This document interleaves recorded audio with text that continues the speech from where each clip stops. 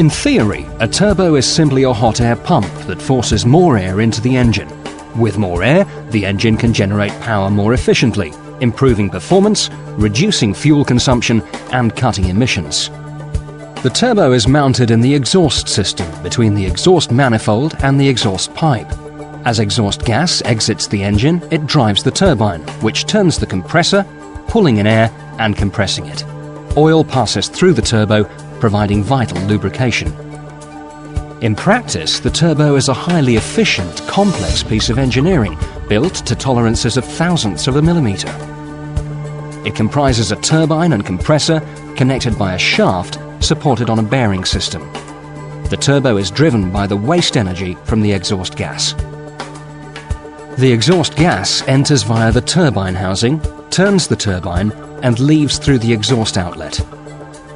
Exhaust gas temperatures can reach 950 degrees C, which means that special high-temperature materials are needed for the turbine wheel and housing. The speed and load of the engine determines how fast the turbine wheel spins. With the engine at idle, the turbine spins at minimal speed. As more gas passes through the turbine housing, the turbine rotates faster. At full speed, the turbine wheel can rotate at up to 240,000 RPM. The compressor wheel is connected to the turbine by a forged steel shaft and is powered by the spinning turbine. Air is drawn into the compressor housing by the compressor wheel and is compressed as the blades spin at high velocity. The shape of the housing converts the high-velocity, low-pressure airstream into a low-velocity, high-pressure airstream at the outlet. Air enters the compressor at ambient temperature, but leaves it at up to 200 degrees C. As air temperature increases, its density decreases, which reduces power. So it's usually passed through a charge air cooler or intercooler, which uses air or water to cool the hot, high-pressure air. The forged shaft linking the turbine and compressor runs in a bearing housing, lubricated by oil from the engine. The oil is fed under pressure into the bearing housing to the journal bearings and thrust system. The oil also acts as a coolant, taking away heat generated by the turbine. The journal bearings float on a film of oil between bearing and shaft and bearing and housing. The clearances for these oil films are critical.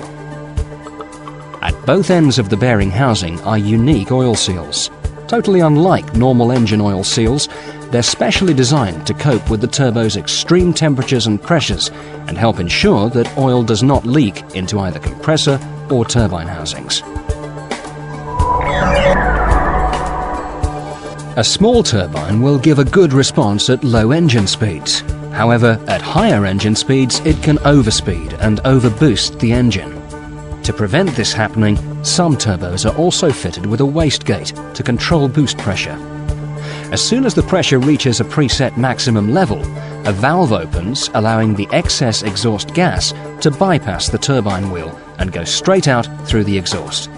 In a wastegated turbo, the turbine wheel can safely be smaller, giving better engine response and yet still maintaining maximum power output. Turbos with or without a wastegate can be successfully stripped and remanufactured, as long as the manufacturer's exacting specifications are followed and genuine new replacement parts are used. All remanufactured turbos supplied by us use genuine new replacement parts and R2OE standards.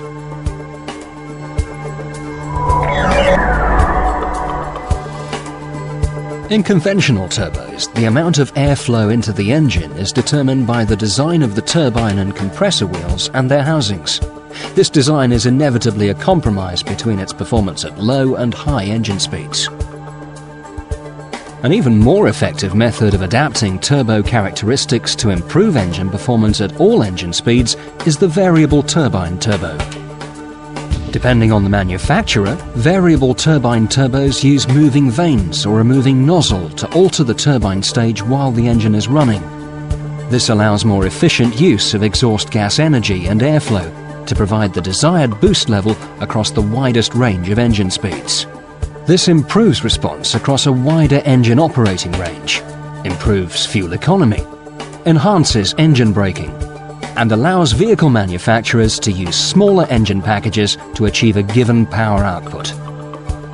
Early variable turbine turbos used pressure or vacuum actuators to regulate the position of the vanes or nozzle. Most modern units use electronic control governed by the engine management system, with the turbo having its own ECU. The complexity of variable turbine turbos means they cannot be successfully remanufactured with an absolute guarantee of accuracy or reliability. Consequently, we only supply brand new variable turbine turbos.